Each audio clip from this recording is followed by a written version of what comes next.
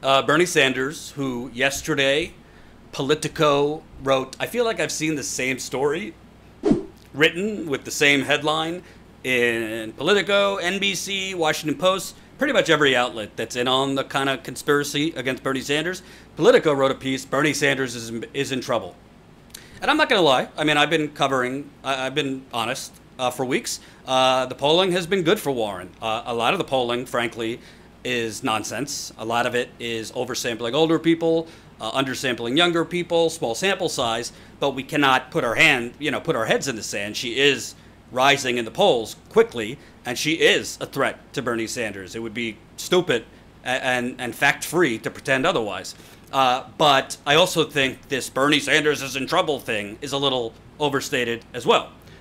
Yesterday, Bernie Sanders is in trouble. I tweeted at the time, this article talks about Bernie Sanders being in trouble, but doesn't have many details about why he's in trouble. Well, today, Bernie Sanders is in such trouble that he raised $25.3 million in the third quarter from 1.4 million donations.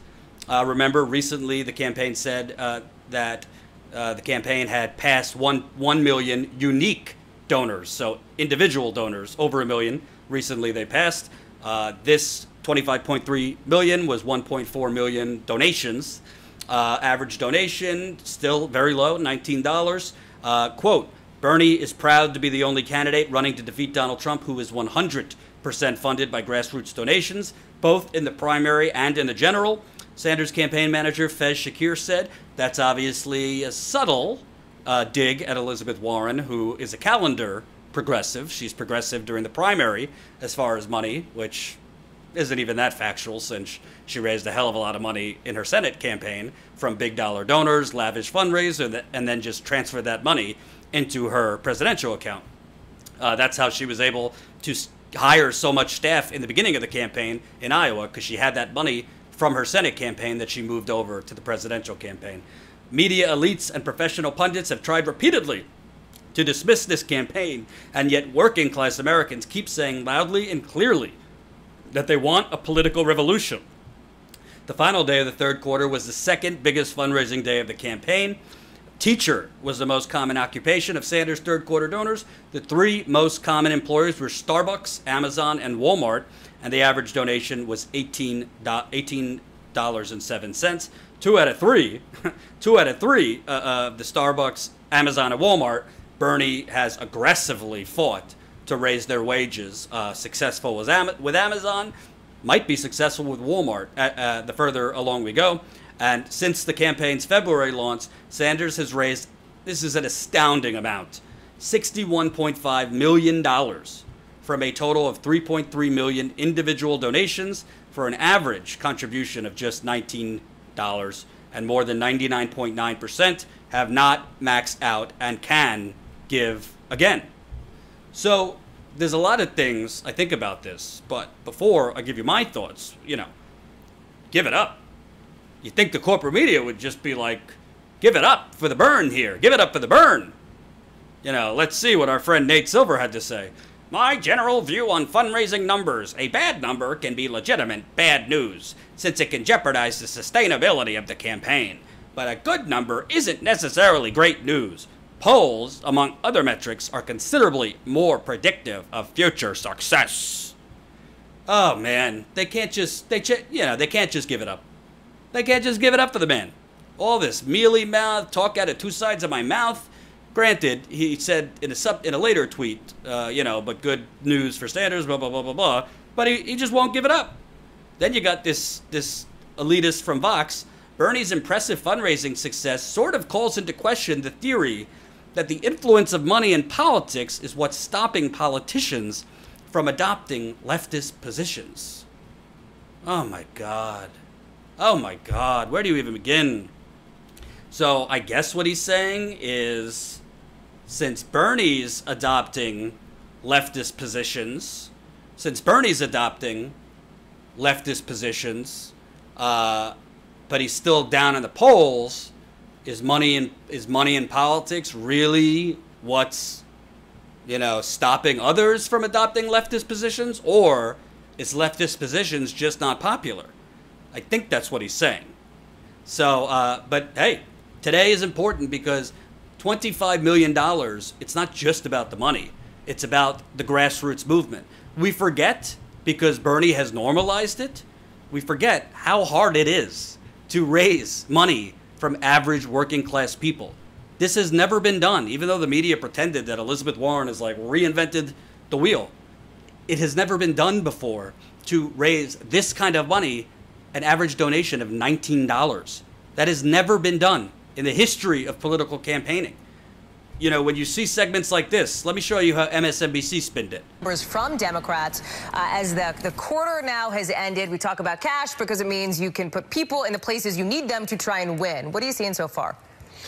Well, so far, we're seeing big numbers from two candidates who I think were probably frustrated with the narrative that this had become a two-person race. The only two candidates to report their numbers so far, Bernie Sanders and Mayor Pete Buttigieg, both coming out of the gate with big numbers. Bernie Sanders reporting $24 million raised in this past quarter from more than 1 million donors. And Pete Buttigieg, his total number is down to 19 million from 25 million in the last quarter, but he spent significantly more time in the early states this past quarter than he did the one before. These are the two candidates who I think we can probably agree round out a lot of the top tier here. And as much as the language around the campaign over the last week or so has shifted to the idea that this is a Biden-Warren race, we see these two candidates trying to plant their flag and say, don't count us out yet. Now, if I can link this together with the conversation you were just having, both Warren and Biden's numbers will be very interesting when they do come out, because I would argue they're probably the two candidates on the Democratic side most closely associated with the impeachment issue. Biden, of course, because he has been the target of all this from President Trump, and Warren because I think she's probably the most free speaking about the issue of impeachment and it coming out very strongly in favor of it. She had a gangbusters number in the second quarter, could lead the field once again. First of all, I love how at the end they say, well, you know, the conversation has really been a two-way race. You mean the conversation that you and your network have manufactured, that it's a two-way race? They just talk like, oh, it's a two-way race. You know, the conversation has been about a two, like they're somehow separated from that conversation. They're not driving the conversation. They also are either just nefarious or just stupid, because this is the third or fourth time we've had to show you MSNBC putting up wrong numbers, wrong polls. Bernie didn't raise 24 million. He raised 25.3 million. Granted, I haven't watched MSNBC past that. Hopefully they corrected it. Hopefully it's an innocent mistake, but I don't think so. I think they're trying deliberately. How bad can you be? You know, how incompetent can your graphics people be, your producers?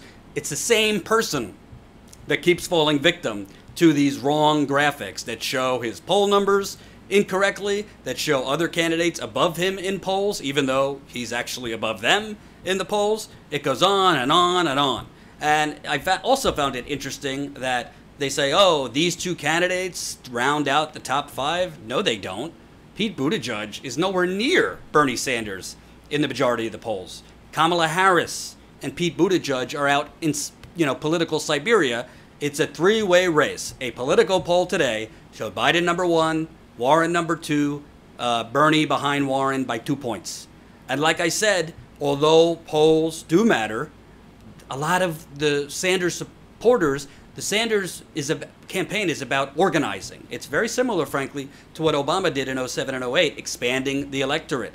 It is very much based on the ground, expanding the electorate, getting people that do not vote out to vote. Those people that do not vote are working class people. A lot of minorities, a lot of poor whites, a lot of disenfranchised people that say, to hell with it, no one is going to help our situation. That's who Bernie Sanders is going for, and those are not going to show up in the polls. So just like Trump, there was a hidden Trump voter in 2016, whether they didn't want to say they were voting for Trump when called by pollsters or whatever. I do think there's a hidden Sanders Sanders voter, but I do think also he needs to do better. And the only way he's going to do better is the fighting mode Bernie Sanders.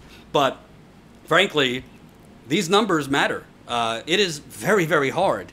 I could tell you as an organization, a media organization that's based on small dollars, it's very hard to raise money from average working class people. So him doing it to the tune of 25.3 million, which they left out of that segment, shockingly, is the most of any campaign. This campaign, nobody has raised that amount of money. And when Pete Buttigieg raised $24 million, that was largely from big dollar donors. So not only is Bernie raising more money, he's raising it from more donations. That means he has a bigger base. But you're never going to hear this context from MSNBC or CNN because Bernie Sanders goes against their very business model. Hope you enjoyed that last video. Hop on over to statuscoup.com where you can sign up for our email list and become a member for as low as $5 to $10 a month. Membership is how we grow. That's statuscoup.com/join. And remember, join our email list so we can grow the revolution with you.